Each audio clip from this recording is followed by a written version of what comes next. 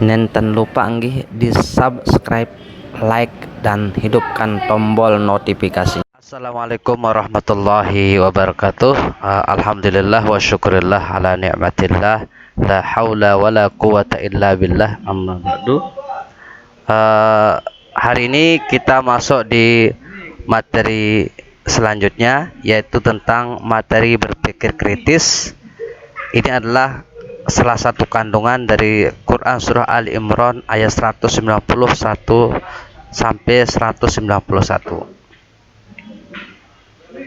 Ya, selanjutnya kita mencoba untuk literasi kritis menuju bagaimana bisa membangun berpikir kritis, gitu ya. Mari kita lihat fenomena alam berikut ini, gitu ya. Fenomena alam yang pertama adalah lihat gambar di samping maupun yang di bawah. Ketika manusia mendaki dan berada di ketinggian, makin tinggi makin sulit baginya untuk bernapas. Kenapa? Karena tekanan udara berkurang 1 derajat setiap kali ia naik 100 meter. Nah, di dalam Al-Quran sudah dijelaskan dalam surat Al-An'am ayat 125. Dan barang siapa yang dikehendaki Allah kesesatannya, niscaya Allah menjadikan dadanya sesak lagi sempit, seolah-olah ia sedang mendaki langit. Begitulah Allah menimpa siksa kepada orang-orang yang tidak beriman. Fenomena yang kedua, perhatikan gambar di samping ada plus minus. Dan segala sesuatu kami ciptakan berpasang-pasangan, supaya kamu mengingat kebesaran Allah. Quran Surah Az-Zariyat ayat 49. Kata berpasangan dalam Al-Quran bermakna laki-laki dan perempuan. Bahkan atom juga berpasangan, positif, negatif. Ada kekuatan menolak dan kekuatan menarik, berpasangan dalam beragam bentuk. Perhatikan surah Yasin ayat 36. Maha suci zat yang telah menciptakan pasangan-pasangan semuanya, baik dari apa yang ditumbuhkan oleh bumi, dari diri mereka, maupun dari apa yang tidak mereka ketahui. Selanjutnya, ini pelajaran IPS, geografi kalau tidak salah. Kita berbicara sedikit hidrologi atau siklus air. Walaupun Pak Guru bukan guru geografi, tapi sedikit kita membahasakan. Perhatikan gambar berikut, ada siklus yang sangat menarik.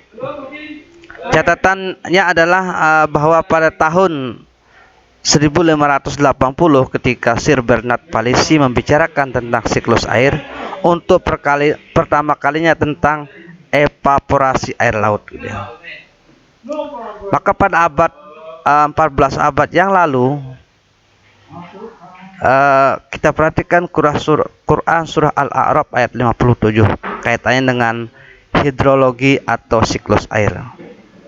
Dan dialah yang meniupkan angin sebagai pembawa berita gembira sebelum kedatangan rahmatnya atau hujan, sehingga apabila angin itu telah membawa awan mendung, kami halau ke suatu daerah yang tandus, lalu kami turunkan hujan di daerah itu. Maka kami keluarkan dengan sebab hujan itu berbagai macam buah-buahan. Seperti itulah kami membangkitkan orang-orang yang telah mati. Mudah-mudahan kamu mengambil pelajaran. Perhatikan sekali lagi siklus air atau hidrologi.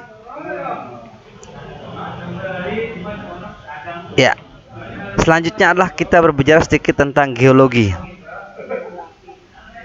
Ini geografi banget. Pada para geologis berkata bahwa dalam muka bumi ada 300.780 mil bagian intinya panas dan cair. Bagian luarnya kerak tipis, hanya 1-20 mil tebalnya, dan ada kemungkinan besar ia akan berguncang karena fenomena melipat yang menciptakan pegunungan yang mencegah bumi dari guncangan atau gempa. Ya, perhatikan gambar di samping. Ada atmosfer, keras, mantel dan lain sebagainya gitu. Ini istilah geografis semua gitu ya. Dalam Al-Quran surah Al-Anbiya ayat 31, Allah Subhanahu wa taala telah menyinggung tentang geologi ini, yaitu firman-Nya, a'udzubillahi minasyaitonirrajim, bismillahirrahmanirrahim, wa ja'alna fil ardi rawasiya an tamida bihim wa ja'alna fiha fijajan subulan la'allahum yahtadun.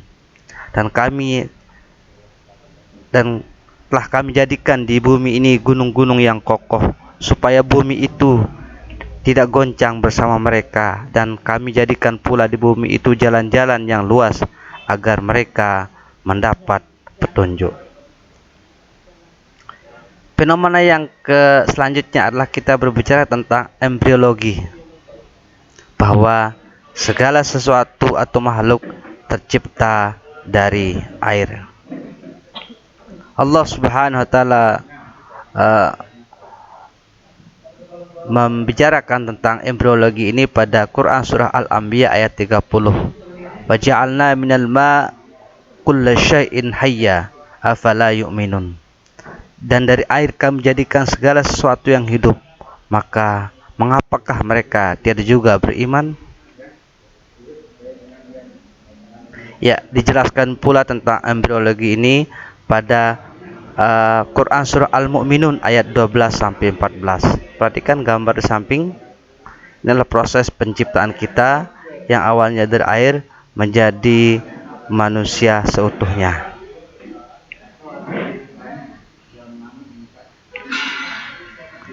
Siapa yang menyebutkan itu semua dalam Al-Quran? Jawabannya adalah Al-Quran surah Al-Qasas ayat 30. Ya Musa, inni anallah rabbul alamin. Hai Musa, sesungguhnya aku adalah Allah, Rabb bagi semesta alam. Selanjutnya, setelah mengamati fenomena alam yang ada di sekitar kita, yang kaitannya dengan Al-Quran, kaitannya dengan firman Allah, maka kita masuk di materi berpikir kritis. Ya, kita masuk kepada definisi. What is critical thinking?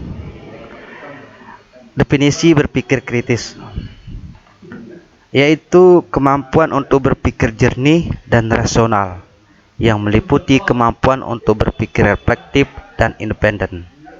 Sebagai orang beriman, kita hendaknya mengimani semua firman-firman Allah, kemudian berusaha memahami makna yang terkandung dan merefleksikannya ke dalam sikap dan tindakan yang positif. Pada materi hari ini ada beberapa hal yang kita lakukan kaitan dengan Quran surah Ali Imran ayat 190 sampai 191. Yang pertama adalah kita sama-sama dengarkan bacaan Quran surah Ali Imran tersebut, kemudian membicarakan tentang asbabun nuzul atau latar belakang turunnya Al-Quran tersebut, isi kandungannya, dan penerapan perilaku berdasarkan Quran surah Ali Imran ayat 190 sampai 191. Berikut bacaan Quran surah Ali Imran ayat 190 sampai 191. أعوذ بالله من الشيطان الرجيم. بسم الله الرحمن الرحيم. إن في خلق السماوات والأرض واختلاف الليل والنهار لآيات لأولي الألباب الذين يذكرون الله قياما وقعودا وعلى جنوبهم ويتفكرون في خلق السماوات والأرض ربنا ما خلقت هذا باطلا سبحانك فقنا عذاب النار.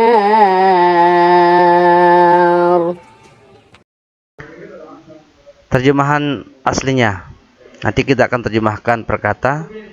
Sungguhnya dalam penciptaan langit dan bumi dan silih bergantinya malam dan siang terdapat tanda-tanda bagi orang-orang yang berakal. Kemudian ayat 191, siapakah orang berakal? Itu adalah orang-orang yang mengingat Allah sambil berdiri atau duduk atau dalam keadaan berbaring, dan mereka memikirkan tentang penciptaan langit dan bumi seraya berkata, Ya Tuhan kami, tiadalah Engkau menciptakan ini dengan sia-sia, Maha suci Engkau, maka peliharalah kami dari siksa neraka. Selanjutnya lebih jelas kita coba terjemahkan Ali Imran ini per kata biar lebih gampang menghafalnya. Inna fi khalqis samawati wal ar wa ikhtilafil laili wan nahar ila akhir ayat. Kita mulai dari kata pertama, inna, artinya sesungguhnya. Fi, dalam. Khalqi, penciptaan. As-samawat, langit. Ini adalah jamak dari sama yang berarti langit menjadi langit-langit. Wal ar, dan bumi. Wa ikhtilafi, dan pergantian. Al-lail, malam. Wan nahar, siang. La ayat, terdapat tanda-tanda bagi liulil albab, bagi orang-orang yang berakal. Nanti akan kita bahas lebih lanjut tentang siapakah yang termasuk ulil albab tersebut. Selanjutnya, alladzina, yaitu orang-orang yadhkuruna, yang mengingat Allah, qiyaman, sambil berdiri, wa qu'udan, dan sambil duduk, wa ala junubihim, dan dalam keadaan junubihim, mereka berbaring, wa yatafakkaruna, dan mereka memikirkan, fi khalqi, tentang penciptaan, as-samawat, langit-langit, wal ar, bumi. Rabbana, ya Tuhan kami, ma khalaqta, tidaklah Engkau menciptakan,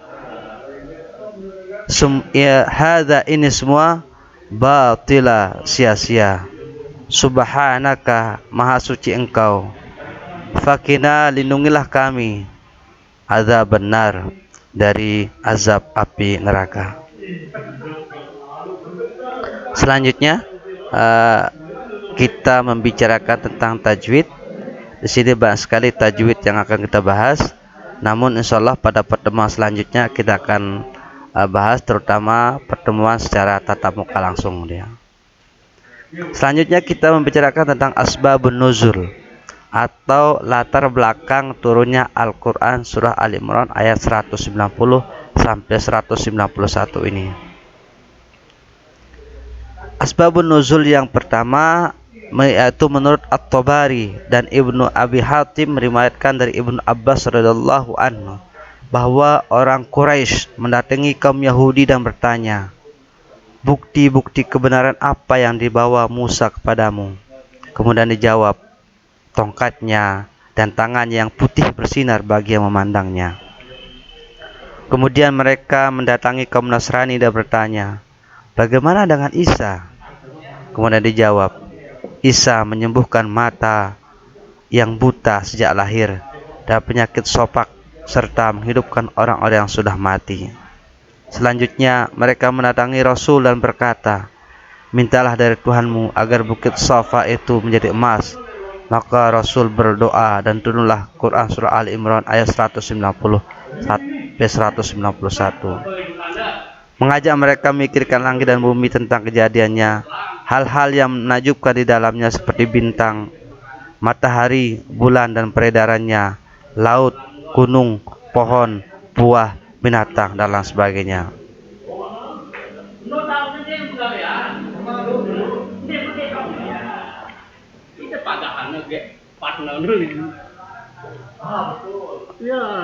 Ya, selanjutnya tadi kita membicarakan tentang siapakah orang-orang atau ulul albab itu. Kita berbicara sekarang adalah ciri-ciri ulul albab. Mudah-mudahan kita, anda semua, bapak ibu guru semua termasuk ulul albab. Yang pertama adalah bersungguh-sungguh menggali ilmu pengetahuan. Insya Allah, kalau anda bersungguh-sungguh menggali ilmu pengetahuan, maka masuk ciri-ciri ulul albab yang pertama.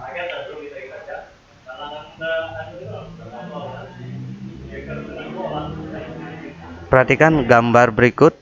Ini adalah ulul albab atau ulul albab masa silam. Ini adalah tokoh-tokoh besar dalam Islam, orang-orang yang sangat luar biasa dalam ilmu pengetahuannya. Selanjutnya adalah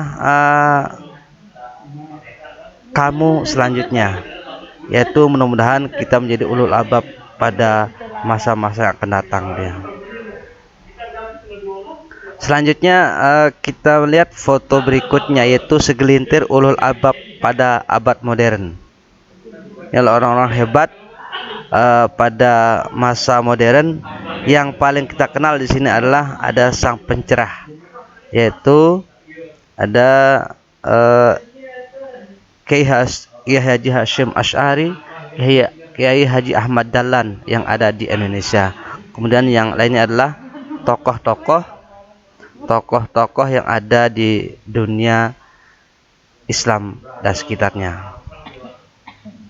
Kemudian ciri yang kedua adalah selalu berpegang teguh pada kebaikan dan keadilan. Selanjutnya yang ketiga, teliti dan kritis dalam menerima informasi, teori ataupun dalil yang dikemukakan orang lain. Artinya apa? Kita tidak boleh cepat-cepat menelan informasi atau menelan hoax. Kita harus teliti. Lihat Quran surah Az-Zumar ayat 18. Kemudian yang keempat, sungguh sanggup mengambil pelajaran dari sejarah umat terdahulu. Yang kelima, istiqamah dalam melaksanakan salat lail. Keenam, takut kepada Allah Subhanahu wa taala. Selanjutnya adalah manfaat berpikir kritis. Yang pertama adalah mengambil hikmah dari semua ciptaan Allah Subhanahu wa taala. Yang kedua, menjadi arif dalam menghadapi lingkungan yang membuat tidak nyaman. Yang selanjutnya adalah mendorong untuk melakukan penelitian untuk menemukan sains dan teknologi. Ini materi kita hari ini, walaupun sebentar, mudah-mudahan bisa bermanfaat bagi kita semua. Billahi taufik wal hidayah. Wassalamualaikum warahmatullahi wabarakatuh.